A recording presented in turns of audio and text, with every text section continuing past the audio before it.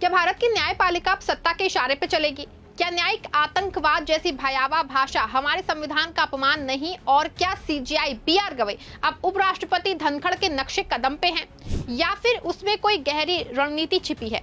इस सवालों ने देश की सियासत, अदालत और जनता के जहन में हलचल मचा दी है। देश के प्रधान न्यायाधीश बीआर गवई ने ऑक्सफोर्ड यूनिवर्सिटी में जो कहा उसने पूरे देश में बहस छेड़ दी है। लेकिन इस बयान के मायने सिर्फ एक भाषण नहीं, ये एक संकेत है। संकेत क्या है? क्यों चीफ जस्टिस बीआर गवई ने न्यायिक आतंकवाद जैसे कड़े शब्द का इस्तेमाल किया है और क्यों जनता और राजनीतिक गलियारों में बहस छिड़ गई है, ये सब कुछ मैं आपको अपनी इस रिपोर्ट में बताने वाली हूं। साथ ही इस पर भी चर्चा करेंगे कि क्यों सीजेआई गवई के इस बयान को उपराष्ट्रपति जगदीप धनखड़ से जोड़ के देखा जा रहा है। नमस्कार, आप देखना शुरू कर चुके हैं 4 PM और मैं हूं आपके साथ सिमरन। दोस्तों, ऑक्सफोर्ड यूनिवर्सिटी के एक सेशन में बोलते हुए सीजेआई बीआर गवई ने कहा कि कुछ जज ऐसे भी होते हैं जो न्याय की आड़ में न्यायपालिका का इस्तेमाल व्यक्तिगत एजेंडा साधने के लिए करते हैं। इसे मैं न्यायिक आतंकवाद कहूंगा। अब सोचिए, ये शब्द भारत के सर्वोच्च न्यायालय के मुखिया के हैं और अगर ये किसी सामान्य जज ने कहा होता तो इसे नजरअंदाज भी किया जा सकता था, लेकिन ये बात देश के सीजेआई ने कही है, वो भी उस वक्त जब भारत की न्यायपालिका पहले ही कार्यपालिका के दबाव, राष्ट्रपति की चिट्ठी और उपराष्ट्रपति धनखड़ की खुली आलोचना से घिरी हुई है।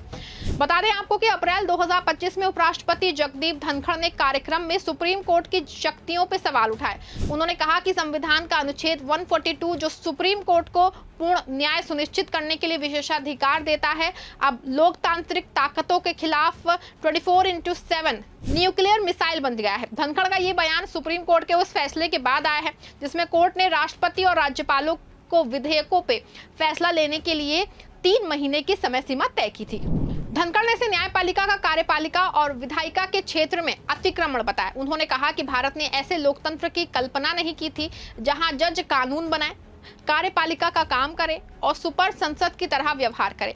आपको बता दें कि धनखड़ ने यह भी कहा कि संसद सर्वोच्च है और कोई भी संस्था संविधान से ऊपर नहीं है। उन्होंने 1973 के केशवानंद भारतीय मामले का जिक्र करते हुए कहा कि यह संविधान के मूल ढांचे की रक्षा करता है, लेकिन इसे न्यूक्लियर मिसाइल की तरह इस्तेमाल करना लोकतंत्र के लिए खतरा है। धनखड़ के इस बयान ने विपक्षी दलों में तीखी प्रतिक्रिया उकसाई।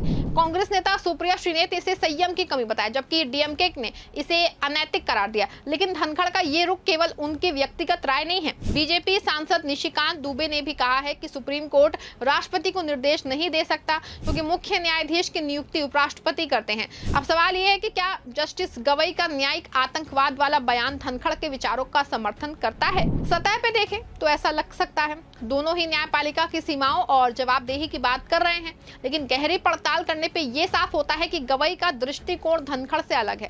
सीजेआई गवई ने अपने बयान में जोर दिया कि न्यायपालिका को संयम बरतना चाहिए, लेकिन उन्होंने ये भी कहा कि इसका मतलब ये नहीं है कि न्यायपालिका को अपनी शक्तियों का इस्तेमाल नहीं करना चाहिए। उन्होंने बाबा साहेब अम्बेडकर का हवाला देते हुए कहा कि संविधान ने न्यायपालिका को संतुलन बनाए रखने की जिम्मेदारी दी है। ये एक चेतावनी थी, ना कि धनखड़ की तरह कार्यपालिका या फिर विधायिका की सर्वोच्चता का समर्थन। जस्टिस गवई ने ऑक्सफोर्ड में यह भी कहा कि संविधान की व्याख्या और उसके मूल ढांचे की रक्षा करना सुप्रीम कोर्ट का कर्तव्य है। उन्होंने केशवानंद भारती मामले का जिक्र किया जिसमें सुप्रीम कोर्ट ने संविधान के मूल ढांचे की अवधारणा को स्थापित किया था।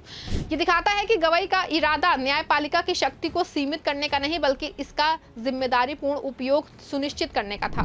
जस्टिस गवई के पिछले फैसले भी इस बात की पुष्टि करते हैं। उदाहरण के लिए उन्होंने नोटबंदी को बरकरार रखने, बुलडोजर कार्रवाई को कानून के खिलाफ बताने और SC/ST समुदायों के लिए उप वर्गीकरण की अनुमति देने जैसे फैसलों में संवैधानिक सिद्धांतों का पालन किया। ये दर्शाता है कि गवई कानून और संविधान के प्रति अपनी प्रतिबद्धता में अडिग है। जस्टिस गवई के ऑक्सफोर्ड बयान ने न केवल कानूनी हलकों में बल्कि राजनीतिक क्षेत्र में भी हलचल मचा दी है। विपक्षी दलों ने इसे धनखड़ के बयानों से जोड़ के देखा और इसे न्यायपालिका पे हमले के रूप में पेश किया। आपको बता दें कि सोशल मीडिया पे भी इस मुद्दे पे तीखी बहस छिड़ गई। कुछ लोगों ने गवई के बयान को संतुलित बताया, जबकि कुछ ने इसे न्यायपालिका की स्वतंत्रता पे सवाल उठाने वाला करार दिया। आपको बता दें कि जस्टिस गवई के बयान को राष्ट्रपति के 14 सवाल और वक्फ कानून जैसे मुद्दों से भी जोड़ के देखा जा रहा है। राष्ट्रपति द्रौपदी मुर्मू ने हाल ही में सुप्रीम कोर्ट के फैसलों पे 14 सवाल उठाए थे, जिसमें अनुच्छेद 142 के दुरुपयोग, न्यायिक नियुक्तियों में पारदर्शिता और विधायिका के अधिकार क्षेत्र में दखल जैसे मुद्दे शामिल थे। राष्ट्रपति ने पूछा कि क्या सुप्रीम कोर्ट को विधायिका और कार्यपालिका के क्षेत्र में हस्तक्षेप करने का अधिकार है? क्या अनुच्छेद 142 का उपयोग संतुलित है? ये सवाल धनखड़ के बयानों से मेल खाते हैं, लेकिन गवई का रुख इनसे अलग है। दूसरी ओर वक्फ अधिनियम को लेकर भी सुप्रीम कोर्ट में सुनवाई चल रही है। कपिल सिब्बल ने इस कानून को संविधान के अनुच्छेद 14, 25 और 26 का उल्लंघन बताया है, जबकि जस्टिस गवई ने सवाल उठाया कि क्या ये कानून धार्मिक स्वतंत्रता को प्रभावित करता है। गवई ने साफ किया है कि अगर कोई कानून संवैधानिक सिद्धांतों का उल्लंघन करता है तो सुप्रीम कोर्ट को हस्तक्षेप करना होगा। बता दें आपको, गवई ने वक्फ कानून पर सुनवाई के दौरान कहा था कि संविधान के उल्लंघन का ठोस सबूत चाहिए। ये दिखाता है कि वे कानून के नियमों के प्रति सख्त हैं और किसी भी दबाव में नहीं है।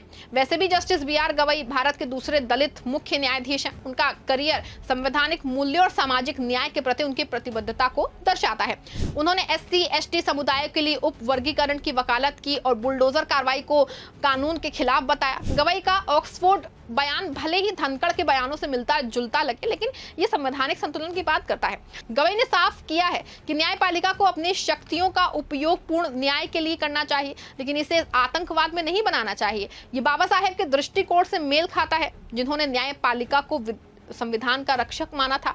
वैसे गवई का ये रुख उनके फैसलों में दिखता है, चाहे वो नोटबंदी का मामला हो, वक्फ कानून का हो या बुलडोजर कार्रवाई। गवई ने हमेशा कानून और संविधान को प्राथमिकता दी। तो अब ऐसे में सवाल है कि क्या जस्टिस गवई वाकई धनखड़ के रास्ते में है?